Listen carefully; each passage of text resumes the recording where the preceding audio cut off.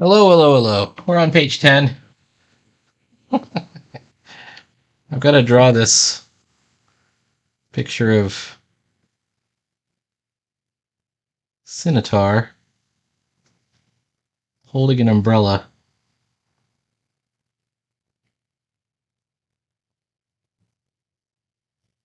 while Illuminar relaxes here in the sun here. Now, one of my problems is, let me go see if I can find my reference. Everything is usually like within like reach, and for some reason I can't find that sketchbook. I know it can't be far.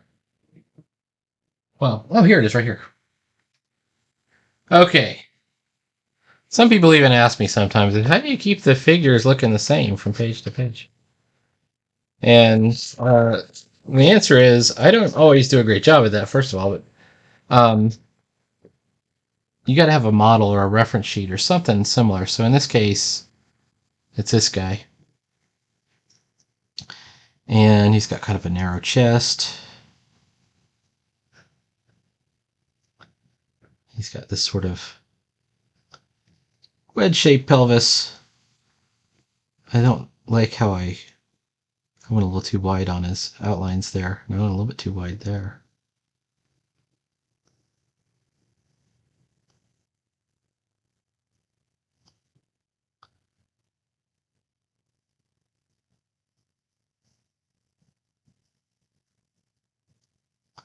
So if you remember the page, not the last one, but the one right before that, where he kind of emerges from an egg or a pod.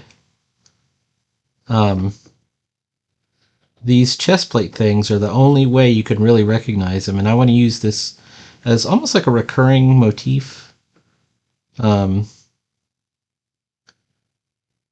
when you see those shapes, you know it's him. And I even had ideas like maybe I could make him like a Plastic Man figure. Like, you know how I know something, you know how when Plastic Man disguises himself and you know it's Plastic Man, it's because you can see, first of all, the object is red for some reason, or it's usually red, and it'll have that weird little yellow and black diamond shape that he likes to use.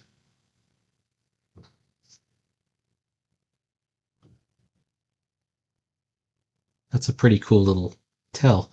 Oh, and then these forearm areas, you'll notice that they're bigger, as part of the design. Oof. I think I went a little too thick on these. There we go. Anyways, comics can be anything. You can do all kinds of things with comics. You can tell any kind of story you want. Now, a lot of people think that means you have to tell certain types of stories, or you have to use it to be transgressive, and, comics have to have... I mean, the people who think that comics have to have superheroes are just as wrong as the people who think that comics can't have superheroes, right? It's the same kind of thing. You can tell any kind of story with it. Superheroes are fine because, to me, I see them as mythology. They have very much in common with the Odyssey of Homer or Tales of Hercules, Those are kinds of stories that I enjoy. I like those. My favorite, it's kind of funny, one of the classes I was taking on Domestica, usually there's a thing where you have to introduce yourself, and then this one I was talking, you had to list your influences and things.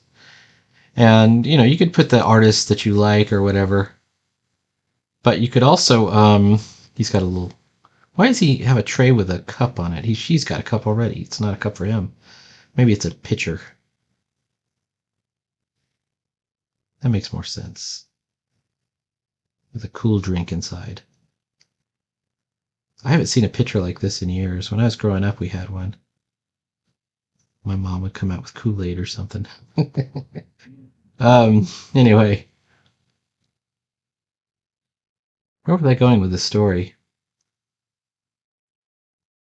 Oh, well, anyways, list your influences, and while everyone was talking about, they were like, I like this artist, or I like this artist, or I like this thing, or that thing. The guy who was teaching the class had said, this is the book that mattered the most. And I went and looked for the books that mattered the most to me.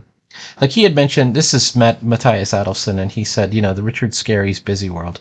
And I was like, oh, I remember that book, but that's not the one that mattered to me. The one that I loved was Dolaire's Mythology, if you know Dolaire's Mythology. And I have a copy of it, in fact. Um,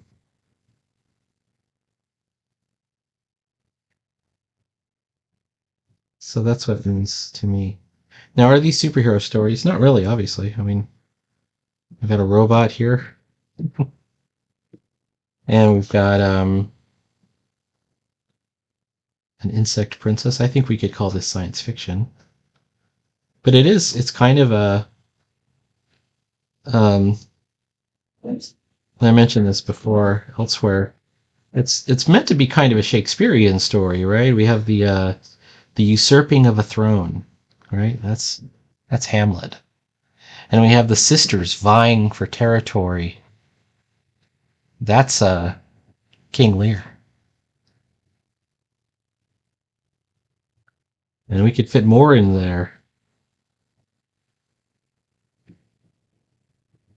Midsummer Night's Dream. Princess Illuminara is a sort of a Titania character. And Scimitar is a kind of a fool. He's kind of a Nick Bottom. Not really. A little bit. What fools these mortal be? She doesn't have her boots on right now. She's just wearing this bathing suit thing. All right. Now, I think we got it. I think we got his outlines. There's more we could do. We don't have to do much. It's the fun thing about comics. You don't have to do much. You got to do enough.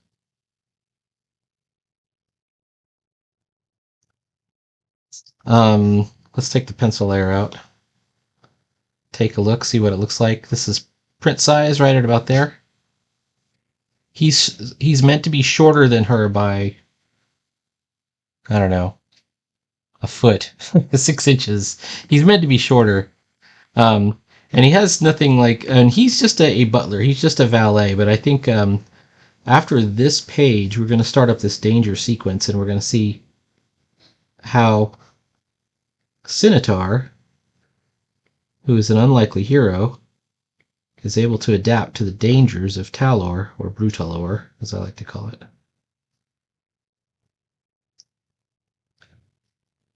And here we get even more mythology, except instead of classical Greek mythology, we're talking about the brave little tailor, right? 7 in 1 blow, right? The Jack the Giant Killer. It's all there. All right. Okay, the rescue beacon is set up and active, Your Highness. I think we want to do it in order, so I'm going to mess with, where's perhaps? Perhaps. This should be the first one read, perhaps a vessel. And then she's not listening, she's just talking past him. And so she's next. And then she asks, what was your name again? And he says, Scimitar. All right. So let's see if we can get this on bubbles, starting with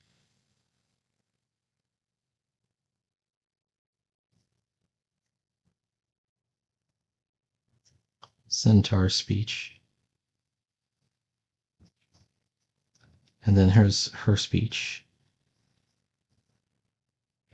Now, luckily, we picked a sequence where they're talking past each other. So even if we read this in a disconnected way, that kind of is okay.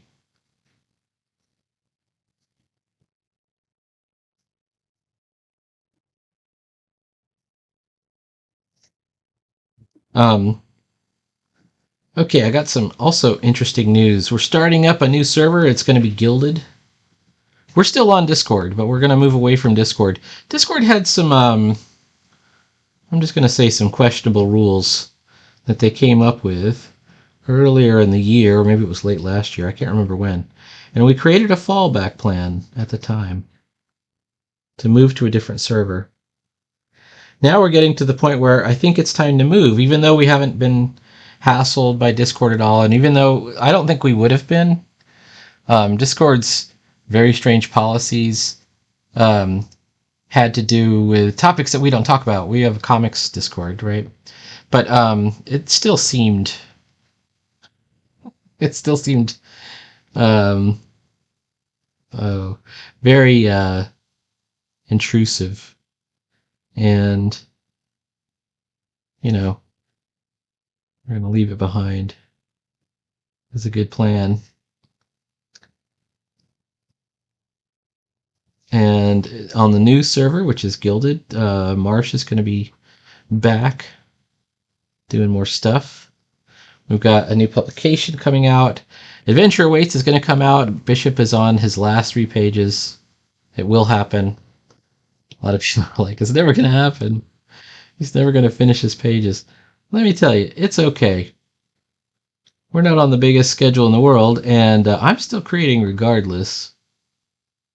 And I think after this, I want to do a tabloid format. Now, if you don't know what a tabloid format is, it is what it sounds like. It is a newspaper format. Let's see if I have one. I had it in my hand just a second ago. Let me get it for you. I want you to check out my tabloid comic.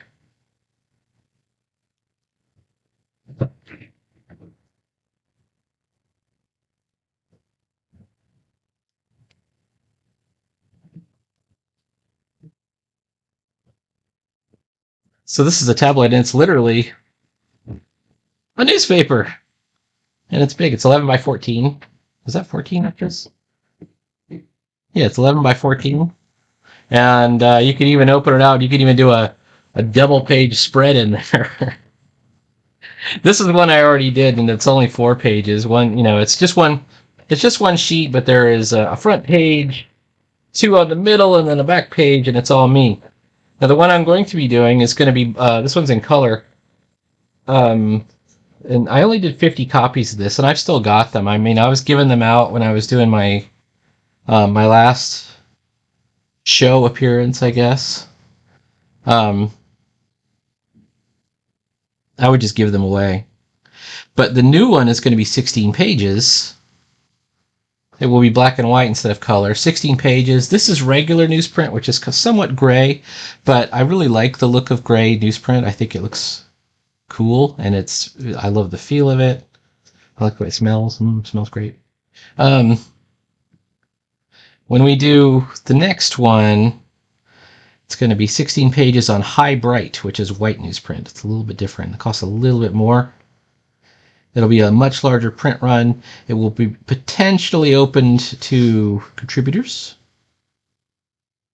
Okay, but it's only 16 pages. Now, if you've been following my channel for any amount of time, you know that a typical story that I do is, like, Brillig was 33 pages. No, Brillig was 31 pages. Hold on. Book of Ruin was a single chapter, but it went to about 10? 12? I can't remember. This is page 10 of this one, and we're just getting started. So well, you know what I just realized? I wasn't even... Shoot. I just realized I was using the wrong nib, and I'm on the wrong layer. Well, anyways. You know that comics can go long, but you can also make strip comics, right? Comic strips, like newspaper strips, and I actually do that as well. I think there's some right here. These are in draft form, but, there they are. This won't go in there. What I want to do is something about... where's my... it's in one of my sketchbooks. I think it's this sketchbook, actually. I want to do this thing about a bunch of cats that have a rock and roll band, and they go from town to town, rocking out. Let's see if I can find a picture. There they are. Mungo plays drums, and he's like kind of like he is an optimist and a visionary, but he's a little bit unrealistic. And then Tiger, who's tough and he plays bass, and then Lux, who's the singer, and she's a great performer, and she's really out there as a performer, but in her real life, she's very shy. And she plays keyboard and she sings, and they're called the Jujubes. So the Jujubes is going to be um, one of the things I do, and it's going to be, I don't know. I was potentially just a couple of pages, and then maybe a couple of one-offs and things, depending on what I do. I'm definitely going to be doing at least 8 pages, and then of comics, and some other folks would be also contributing comics to it. Now, if you want to be in it, you should join our Gilded server. If you look below, here is the invite to join our Gilded server. Check things out. If you're on, if you're already on the Discord, just let us know who you are in the Discord, and that'll make it even easier for us to expedite you. I can't guarantee that you'll get in it. I will tell you that in the last things that I did for like the 9 volt, we let everybody in, and I don't regret that, except for a couple of times, in at least one significant case, and then. But my biggest problem were people who weren't even in it, who were never part of it. And, you're always going to have that kind of issue. This one will be... so 9volt was done for fun. We did it during lockdown, and it was just for fun. But the tabloid is inspired by the Gotham Blimpworks tabloid that was done by the guys in the 60s. Robert Crumb, Vaughn Baudet was the editor. I'm going to be kind of taking the Vaughn Baudet role. And I don't know. It's going to be cool. I don't think it's going to be crowdfunded, which I'm not a big fan of crowdfunding things like this, where you have multiple contributors. You should crowdfund when it's all you, or when you're paying for it. But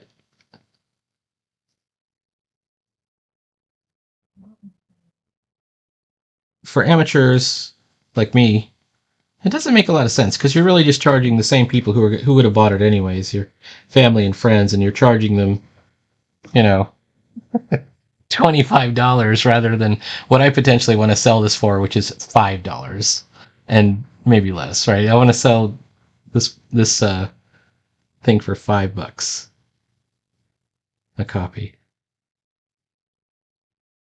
I think it's going to be a lot of fun. Anyway, let me know if you're interested. There's the address again. Yeah, I don't know if I've got it with this.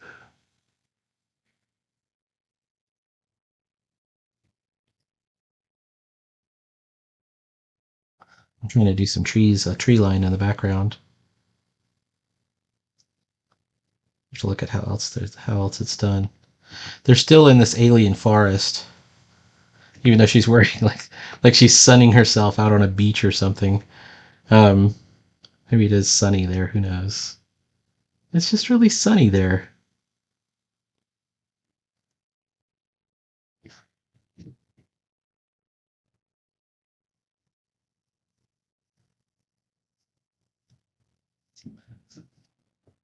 Okay.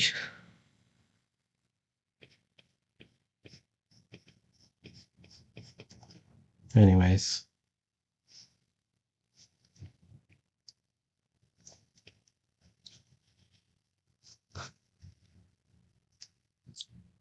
Oh, come on. I think it all comes down in the end to who's willing to actually do the work. And if it's just you, it's just you. All right. That's a panel. Let's take a look at the next panel. I'm at 19 minutes. We're going to end this soon. I don't have a complete here at all.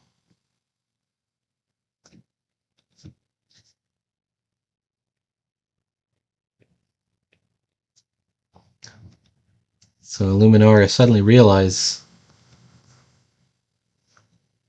the planet is in a war zone, the one that she's been kind of just sunning on. So we have this sudden realization. If you look at the final panel over here, we've got to get off of this planet. We got to get out of here.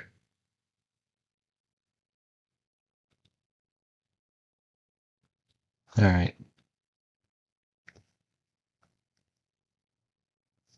I got to make sure I'm not leaving out her antennas like I did that one time. All right, shoop.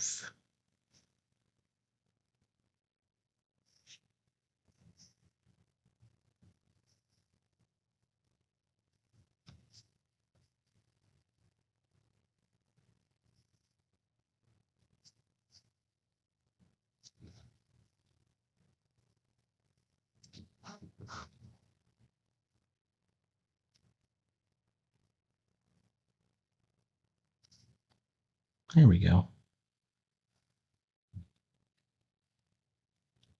Now I've probably got a tone like up under this, like this hat brim.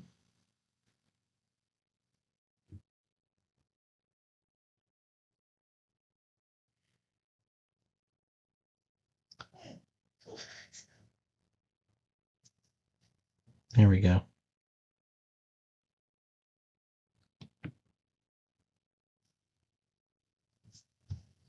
And I've caused myself a problem already.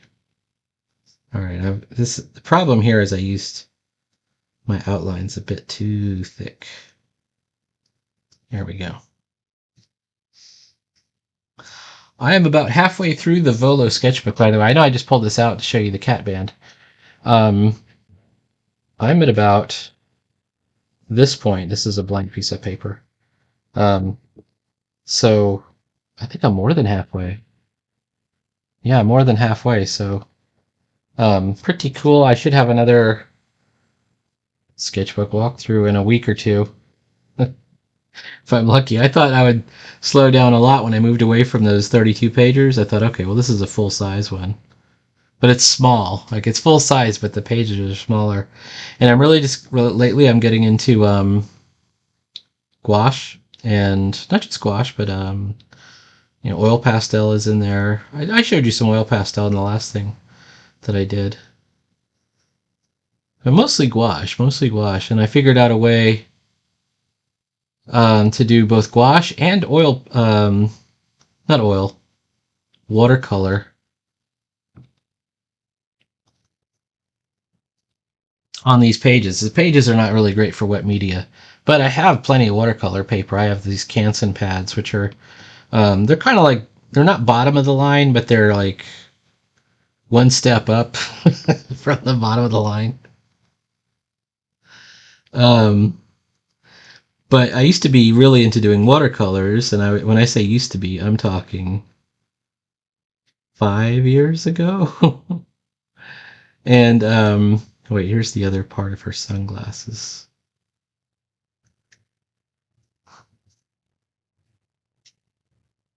All right, we're good. They're polarizing sunglasses or something. So, anyways,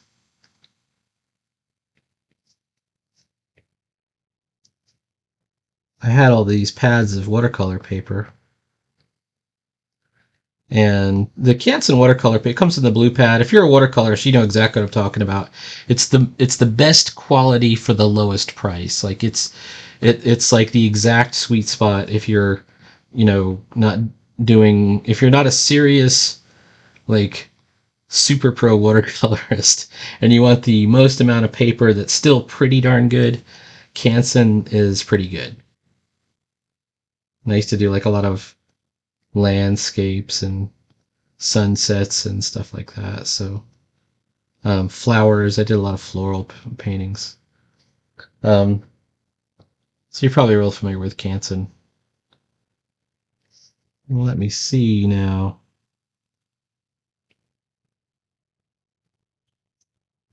This is her.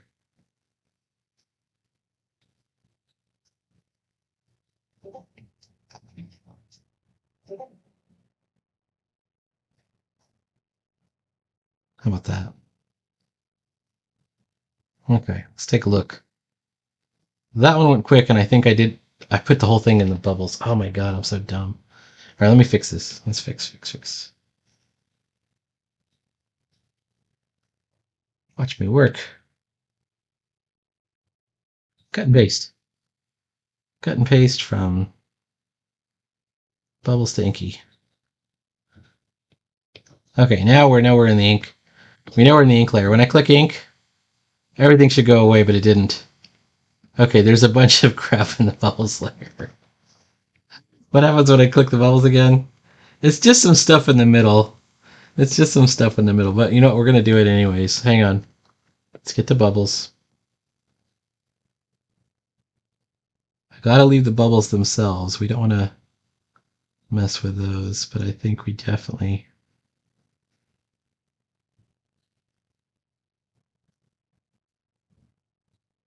Okay. We definitely need to move that out to inky. All right, there's still a cloud back there, but that's fine. All right, I like to keep all my stuff pretty tidy because that's just the way it goes. I do want to, I started adding a little bit more texture to her hair right back here. These stripes are important because it's not really hair that she's got. She's an insect queen, so these are like you ever seen the Twi'leks in Star Wars? I mean, they're kind of like these head tails from the Twi'leks. All right. Or Cyberlocks or something. I think this is as far as I'm going to go today. We're at 26 minutes. I might still work on this. This page is not long for this world. I am going to beat this page. Let me bring my pencils back on. There it is. I do have to draw some. Like, this is just a stick figure. I think I showed that last time. And that is about as basic as it gets, right? So I got to fix this up a little bit. I do like this picture right here of Scimitar just blithely describing how this war started that she was involved in and she didn't even realize. You snubbed Princess Dahlia at a trade summit. This is disputed territory now. Not only is there a war, it's her fault. And she has come to regret it. I think that a lot of times people that are in charge, they don't always realize what their role was in world events. Why is this happening? Because of all those dumb things you did. All right, well, anyways. Please like, follow, and subscribe.